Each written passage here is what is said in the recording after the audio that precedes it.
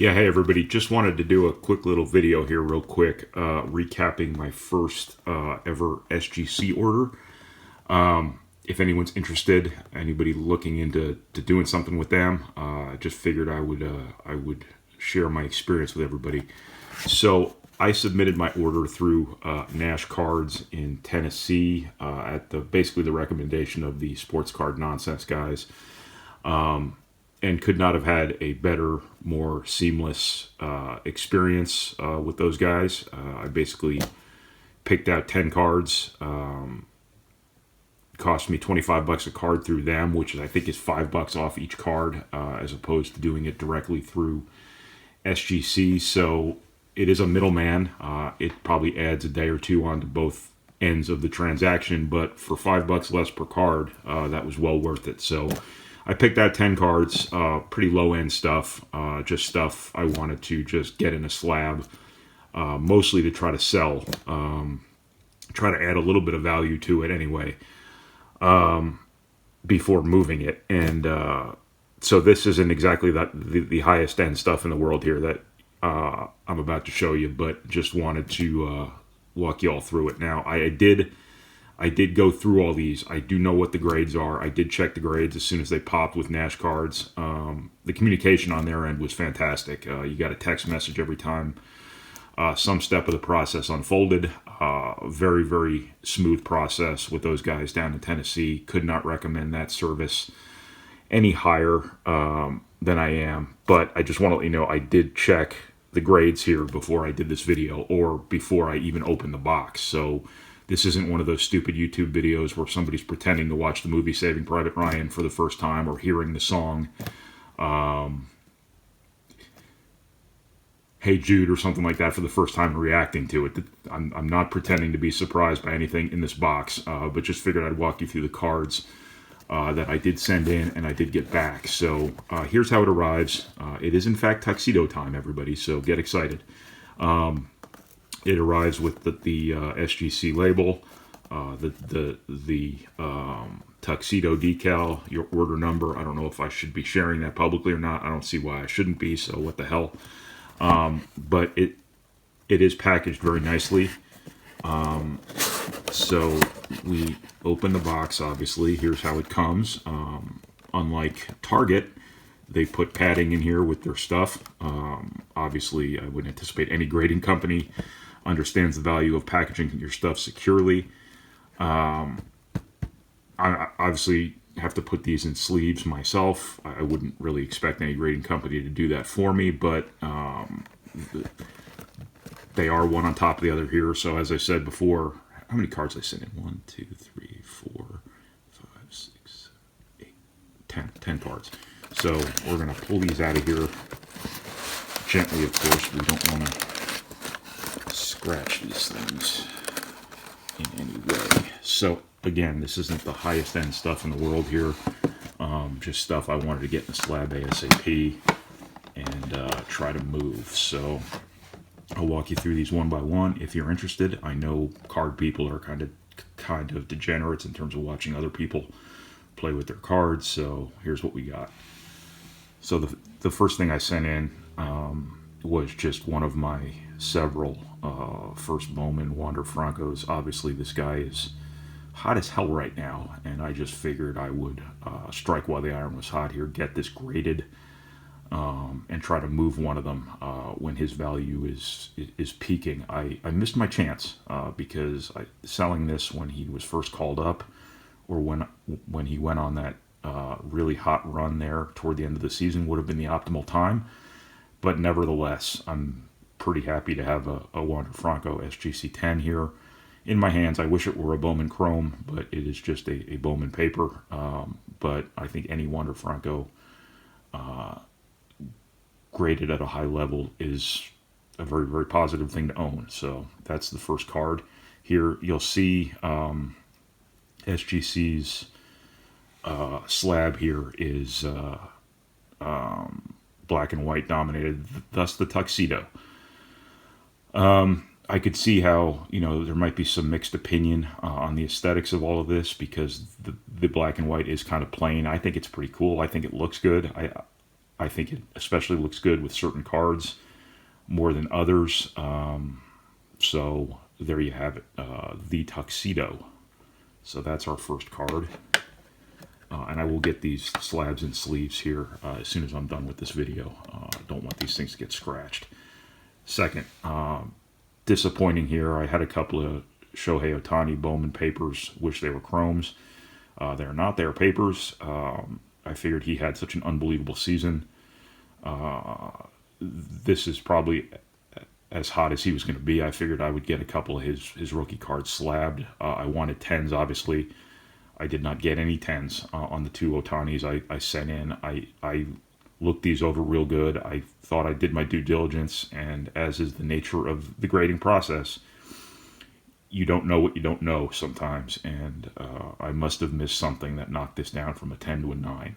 What that is, I don't know. SGC doesn't have subgrades, obviously, and if subgrades really mattered to people that much, BGS would still be on top, which obviously they are not. PSA has become the gold standard for grading. I do kind of wonder if SGC is going to move into a little bit of a position where they take on much more market share because of this gap in PSA availability that's occurred the last year and a half. I think you're going to see more SGC stuff on the market, and maybe as fickle as this hobby tends to be, perhaps, more and more people grow partial to SGC. Perhaps the demand for SGC stuff, or at least the openness to SGC stuff, goes up another level, and perhaps, 10, 15 years from now, whatever it may be, people are looking at SGC as the same level of investment PSA is. I don't know. All I know is things change often in this hobby, and I just wanted to get some Ohtani stuff, preferably in a 10, but I did not get a 10 on this, so I'm probably going to move this, but I don't know how much I will get, much more than I would have for a raw card, because it's a 9. Don't know what knocked it down. We'll never know, but here I am with a 9. Okay, this one, I'm a big fan of this guy, Andrew Vaughn of the White Sox. I think he screams young Miguel Cabrera, personally. Wanted to get some of his stuff graded right away. This is a first Bowman Chrome Refractor. I think this looks really cool in the SGC slab. That was part of the reason I wanted to get some Vaughn stuff graded by SGC, is because the White Sox color match I think is pretty cool with the tuxedo. I was pretty happy about this one because there's some print lines on the back here, and I don't know if they grade the back as closely as they do the front, but if you look really close, you can see some very, very minor print lines. So I was very happy to get a 9.5 on this. I was expecting a 9. This is probably more of a personal collection deal for me because I really like Andrew Vaughn. He's going to be one of my favorite players, I think, and I just really liked his stuff in the SGC slab, so that's why I went with this one. I'm very happy to get a 9.5 on this one. All right, exact same thing as the Shohei Ohtani Bowman before. I've got a bunch of these Heritage cards. I bought a big lot of them years ago for a pretty good price. I thought Shohei Ohtani was going to be really good when he came up, and I bought a lot of his stuff, and I'm very happy I did. I wish I bought more of his higher-end stuff. I wish I had some of those Bowman Chrome cards, those first Bowman Chrome cards, but I do not. I have mostly paper-based stuff, mostly Topps Update, mostly Topps Heritage, mostly Bowman paper. Figured I would send in one of these to try to get a 10. I'll be damned if I can figure out what it was that knocked this one down. Now that I'm looking at it from a distance here, maybe the left to right centering is a little bit off. I wish I had maybe held the card a few feet from my face when I was doing my whole pre-grading procedure. Maybe that's what knocked it down. I don't know, but another 9. I don't know if I'd get much more than for this than I would just the raw card. So disappointing there again. All right, this is one of my, I don't know anything about soccer. I don't know anything about soccer, to be honest with you. But I like cards. So when I see soccer cards, I buy soccer cards, and I have a blast figuring out who the hell's good and who's not, and enjoying the better pulls that I get. And this was one of them. This came from a pack of 2021 Mosaic Soccer. This is a Nick Pope. He's a goaltender for somebody, goalkeeper, whatever they call it over there. It is numbered to, is this 3 or 5? It's numbered to 3. It's a blue fluorescent auto. I don't know anything about soccer. I don't know if Nick Pope is any good. I talked to one of my soccer friends. He says he's just kind of a guy, but any auto number this low, I think, is a good card to have. And I think that this is just a very cool card. And obviously, it got the 10. It got the 10 on the auto. This is pretty cool. You know how crazy soccer people are about soccer. I'm gonna see if I can fish this around on some soccer card Facebook groups, put it on eBay, whatever it might be, see what I can get for it. I'm thinking, obviously, getting the SGC 10 and the 10 on the auto up the value of this thing considerably. It's all about finding the right buyer. Nick Pope might not be a superstar. I'd never heard of him. But it's all about finding the right buyer. If you find one of the diehards of whatever club he plays for, hey, this could be something. I don't know if this is something that can get me a couple $100 or anything like that. If it gets me $100, I'm cool with that. But here it is. Very, very, very excited or happy. I don't really get excited, but very happy to have gotten a 10 and a 10 on this one. Here's the back for you. It's numbered again. Don't see that very often where you've got... Oh, wait, I thought the number was on the front, too. Never mind. I'm an idiot. Okay, here is the card that I was most eager to get graded. This came from a mega box of NFL Select last year. A box I only bought to hold on to, but I don't hold sealed wax very well. I'm a degenerate ripper. Anything that gets in my path, I will rip. I cannot hold stuff. It's just against my nature. So one night, I just said to hell with it. I ripped all this stuff. I'm not a huge football guy. I am a big Justin Herbert guy, though. I really like him. I think he's going to be a great player. This came out of a mega box Select. I probably let out the loudest obscenity of my swearing career when I pulled this. I was very excited. It's not numbered or anything, so it's not like super rare. It's just one of these, whatever they call it, Select signatures. It is a gorgeous card. It is a gorgeous autograph. It's a sticker auto, but hey, it's still an auto. It's still a rookie auto of a potentially great player. I was very excited about this. I don't know if I'll ever sell this. I think this might be a personal collection type of deal, just because it's an absolutely gorgeous card, and I think the guy can be a great player.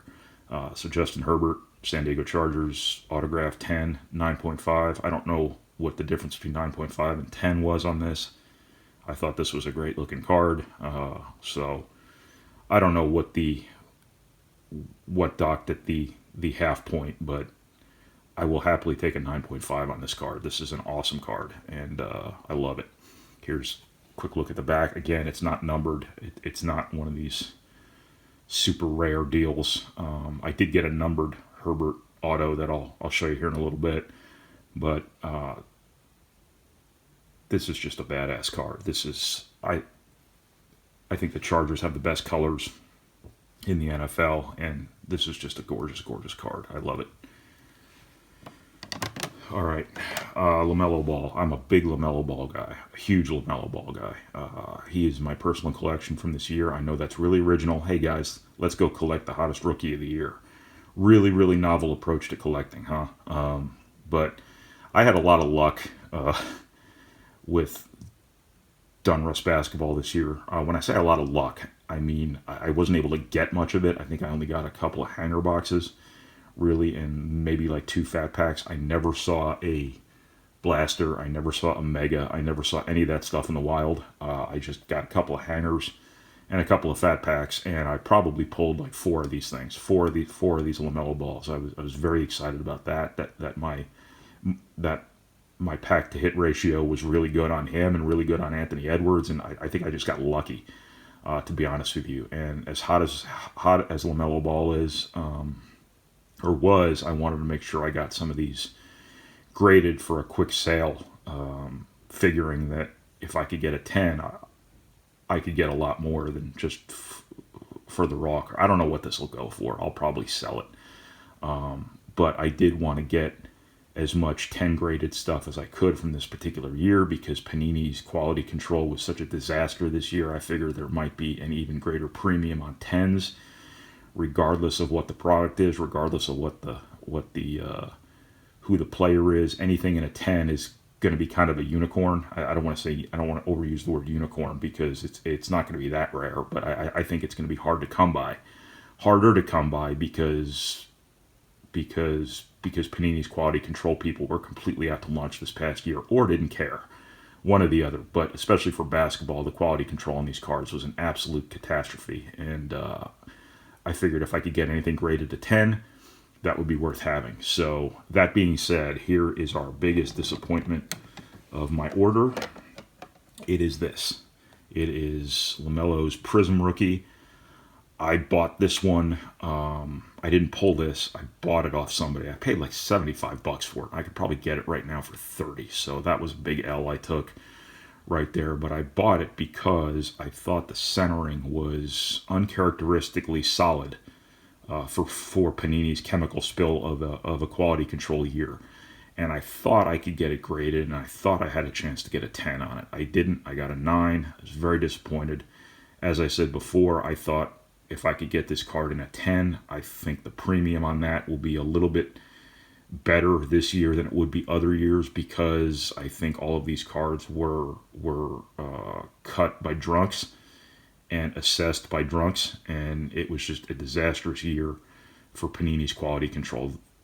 The QC on Prism especially was a joke, an absolute joke, and an embarrassment, to be honest with you. And it is really unfortunate that happened, but it is going to place a premium, I think, on the highest graded cards. This isn't a refractor or anything. This is just a base card. I shouldn't say refractor. This isn't a prism or anything like that. It's a prism card. It's not a silver. It's not anything like that. It's just a base card. But I thought if I could get a 10 on just a base card, that would be worth my time. Big disappointment. This only got a 9. I can't tell you why. But I am a big LaMelo guy, so I am happy to have a couple graded LaMelos here. So that's that. Now, this is just a straight sale. Just a card I pulled out of a mega of NBA Select this year. It's Giannis Antetokounmpo's Select Company insert in a green cracked ice, I believe they call this, green prism, whatever, with the cracked ice characteristics to it. I still, whether this is accurate or not, I always associate the Bucks with the color green. I think they wore green when I was a kid. They've since transitioned more to blue, but I still view green as a color match for the Bucks, even though the jersey that Giannis is wearing here obviously is not green. I still view green as being a Milwaukee color, so I viewed this as kind of a color match, sort of SP sort of situation here. I don't know why this got a 9 instead of a 10, but I can imagine these things are really hard to grade with all the little nooks and crannies on these damn cards. So my assessment of the card probably wasn't as complete as it needed to be. I did really want this in a 10 because I figured that if you find the right Giannis collector, this is a really cool card to have. I think this is still a really cool card to have. I hate the fact that I'm sitting here lamenting SGC 9s, lamenting PSA 9s, because that's still a pretty cool thing on a pretty cool card. But I did want to get this in a 10. I do want to sell this card. I do want to sell this card. That's the sole reason that I got this card graded. I wanted to move it. I wanted to make back some of the money I spent chasing stuff in wax. I always try to get back like 25 to 30% of the money I spend on wax just to offset my own costs here. This cost me $25 to grade, so if I could get $100 for this, I think that's probably ambitious.